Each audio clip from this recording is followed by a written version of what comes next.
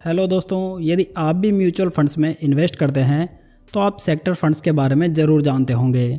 एक normal equity mutual fund में आपको लगभग सभी सेक्टर्स की कंपनीज का एक्सपोजर एक साथ मिल जाता है। दूसरी ओर होते हैं सेक्टर फंड, जिसमें ओनली एक ही सेक्टर की कंपनीज में इन्वेस्ट किया जाता है।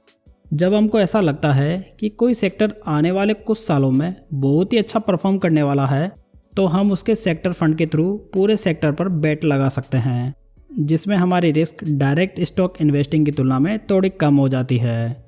तो आज हम ऐसे ही 3 सेक्टर फंड्स का आपस में कंपैरिजन करेंगे जो कि आईटी सेक्टर से बिलोंग करते हैं। साथ ही ये जानने का प्रयास करेंगे कि इनमें से कौन सा फंड सबसे बेस्ट है। इसमें Tata India digital fund, ICICI prudential technology fund और एसबीआई टेक्नोलॉजी अपॉर्चुनिटीज़ फंड शामिल रहेंगे। दोस्तों, आगे बढ़ने से पहले अभी तक आपने इस चैनल को सब्सक्राइब नहीं किया है तो प्लीज़ इसे अभी सब्सक्राइब कर लीजिए। सबसे पहले हम इन फंड्स के लॉन्च के डेट की बात कर लेते हैं। टाटा इंडिया डिजिटल फंड 28 दिसंबर 2015 को लॉन्च हुआ था। आईसीआईसीआई टेक्नोलॉजी फंड 3 मार्च 2000 को, जबकि एसबीआई टेक्नोलॉजी फंड 5 जुलाई 1999 को लॉन्च हुआ था। तो इन तीनों फंड्स में न्यू फंड एज रिस्क मौजूद नहीं है, क्योंकि ये फंड काफ़ी पुराने हो चुके हैं।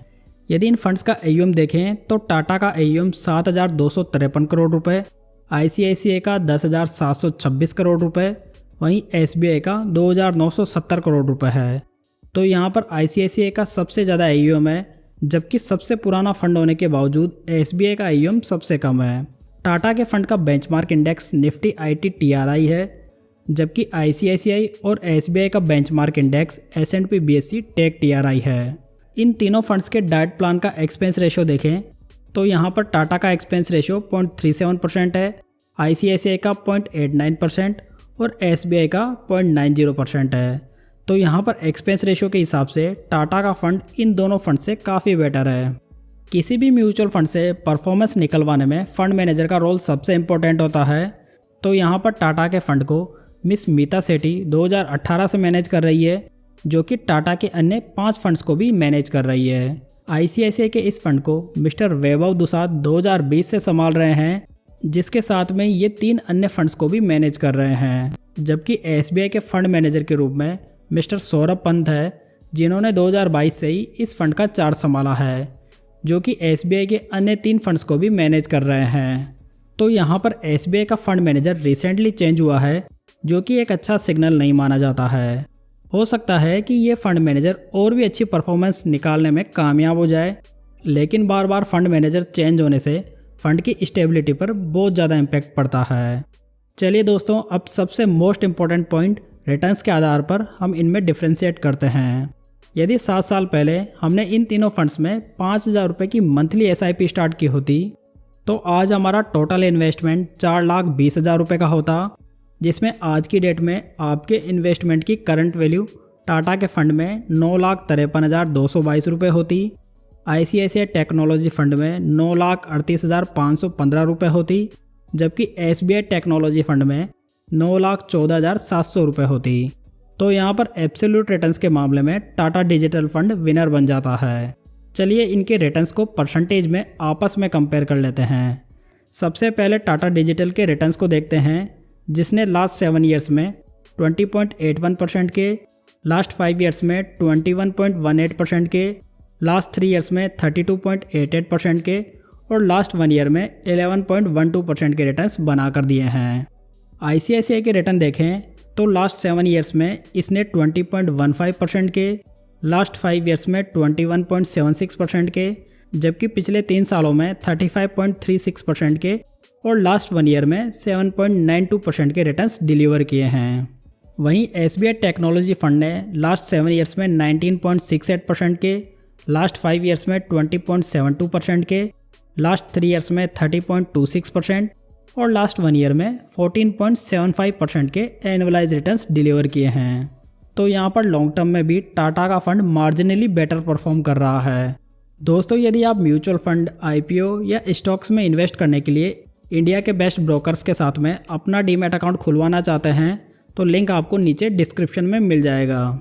चलिए अब हम इम्पोर्टेंट रिस्क रेशियोज़ को भी देख लेते हैं, जो कि किसी भी फंड के इवैल्यूएशन में मोस्ट इम्पॉर्टेंट होते हैं। अल्फ़ा की बात करें तो टाटा के फंड ने 7.02% का अल्फ़ा बनाकर दिया है। इसका बीटा 0.93 है, जबकि शार्प रेशो 1.28 है। ICICI के फंड ने 8.59% का अल्फ़ा बनाकर दिया है। इसका बीटा रेशो 0.93 है और शार्प रेशो 1.32 है। SBI टेक्नोलॉजी फंड का 8.14% का अल्फ़ा है, 0.76 का बीटा और 1.37 का शार्प रेशो है। दोस्तों यहाँ पर जो भी मैंने डेटा लिया है वो लास्ट 3 ईयर्स का एवरेज डेटा है। तो यहाँ पर ICICI के फंड ने सबसे अच्छा अल्फ़ा बनाकर दिया है। अल्फ़ा का मतलब होता है कि फंड ने बेंचमार्क से कितने अधिक रिटर्न्स बनाकर दिए हैं। वहीं बीटा रेशो जो कि फंड की वॉलेटिलिटी मापता है, सबसे कम SBI का है। तो इसका मतलब है कि SBI का फंड सबसे कम वॉलेटाइल है। वहीं SBI टेक्नोलॉजी फंड सबसे बढ़िया रिस्क फ्री रिटर्न्स भी बनाकर दे रहा है, जो कि इसका हाईएस्ट शार्प रेशो हमें बताता है। नेक्स्ट हम इनका पोर्टफोलियो देखते हैं, जो कि सेक्टर फंड सेलेक्ट करते समय देखना बहुत ही ज़रूरी होता है। टाटा के फंड में 31 स्टॉक्स मौजूद हैं। इसमें 85.70% लार्ज कैप कंपनीज में इन्वेस्टेड है, जबकि बाकी मिड कैप और स्मॉल कैप कंपनीज में लगा हुआ है। इसके पोर्टफोलियो में टॉप होल्डिंग में इन्फोसिस, TCS, LTI माइंडट्री और भारती एयरटेल शामिल है।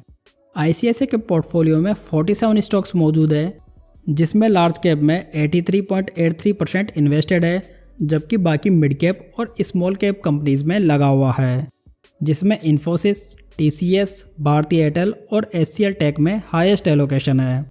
SBI का पोर्टफोलियो सबसे कॉन्सेंट्रेटेड पोर्टफोलियो है, जिसमें ओनली 18 स्टॉक्स अवेलेबल हैं। इसमें 79.51% लार्ज कैप कंपनीज में, जबकि बाकी मिड कैप और स्मॉल कैप कंपनीज में इन्वेस्टेड है।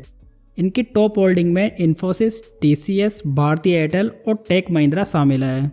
दोस्तों यदि आप ICICI और SBI के पोर्टफोलियो को देखेंगे तो आपको एक ही स्टॉक में मोर देन 25% का एक्सपोजर देखने को मिल जाएगा।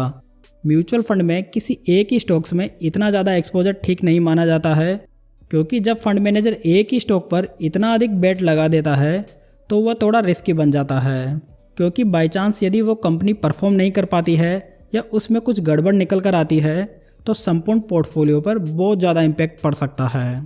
हालांकि ये हाई एक्सपोजर वाली कंपनीज लार्ज कैप कंपनीज है, इसलिए मिड कैप या स्मॉल कैप की तुलना में इनमें थोड़ी रिस्क कम रहती है।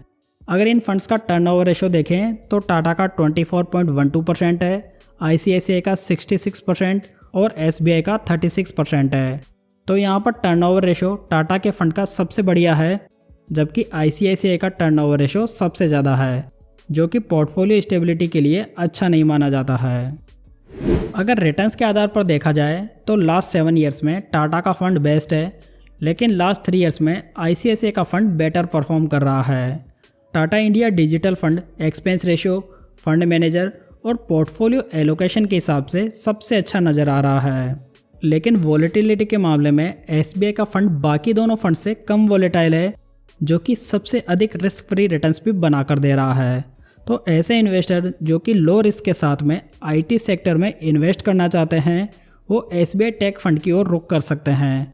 बाकी एग्रेसिवली जाने वाले टाटा इंडिया डिजिटल फंड को प्रीफर कर सकते हैं। वैसे ये मेरी पर्सनल ओपिनियन है, इसमें मैंने कोई भी इन्वेस्टमेंट करने की एडवाइस नहीं दी है।